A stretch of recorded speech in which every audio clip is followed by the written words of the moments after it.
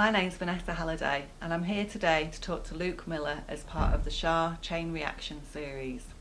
Thanks for talking to me today, Luke. Do you want to start off by explaining what your work entails? Hi, I'm a learning technologist here at SHA.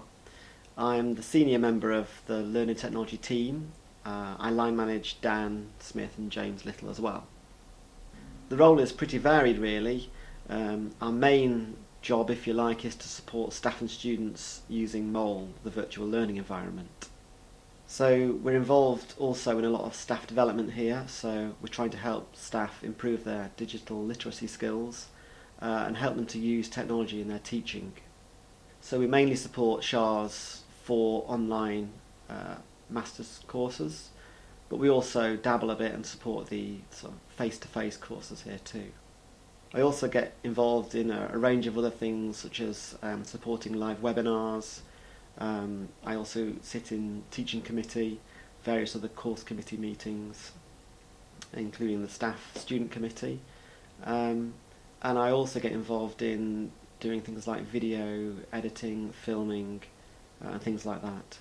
Finally, I'm involved in presenting from time to time at internal and external conferences where I try to disseminate some of the good work that I'm involved in and also get a feel for what other people are doing out there using technology in their teaching. And how did you get here?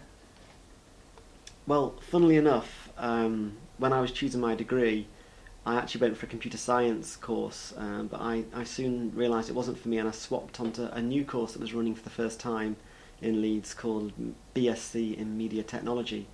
And it's strange because back then there wasn't really such a thing as a learning technologist and there wasn't a VLE sort of in the mid-90s, but it was really close to what I ended up doing in the end. That said, I started my career working in the video game industry, so I worked at Gremlin in Sheffield, which then became Infogrames and then Atari, and I was working on the help desk where I was advising the nation's gamers on how to succeed at the games the company produced. So that was quite interesting. After a while I decided that I wanted to leave that particular industry and become a web designer, so that's what I did. I trained up in web skills, worked there for a few years, and eventually I jumped over to higher education and became a learning technologist, which is obviously what I do today. I've worked in SHA now for about 8 years, but prior to that I did work at the School of Nursing and Midwifery at this university. Then after a while I took a job working at Sheffield Hallam University on a HEFCE funded SETTLE project, and that was for about 5 years, looking into professional learning and how technology could help with that. The funding ran out after about 5 years and I then moved over to the University of Salford and spent a couple of years there before returning to this university and to SHA. And what are you most proud of? I'm proud of a lot of things. Firstly, the rapport that I've built up with a lot of staff in the school, because I've worked quite closely with a lot of people and I really enjoy developing those close working relationships with people. I was really proud of the Collaborative Senate Award that myself and various colleagues won for our work developing those early MOOCs, the SHA MOOCs. That was a great project and we all pulled together and it was a really good experience. I was really proud of that. I'm really proud of a couple of tools that I've developed while I've been here. So firstly, the COCO tool, which sort of stands for Content Creator Online, and that helps staff build interactive and engaging online content pages. I'm also really proud of SHARmark as well, which is another tool which is helping staff with their online marking. So it's great that staff have adopted these tools and the feedback I've had so far has been really positive, that it's made a difference to people's working practices. What do you like about working at SHA? I think, like most people tend to say, the people in SHA are great, and I think that's what I like about working here the most.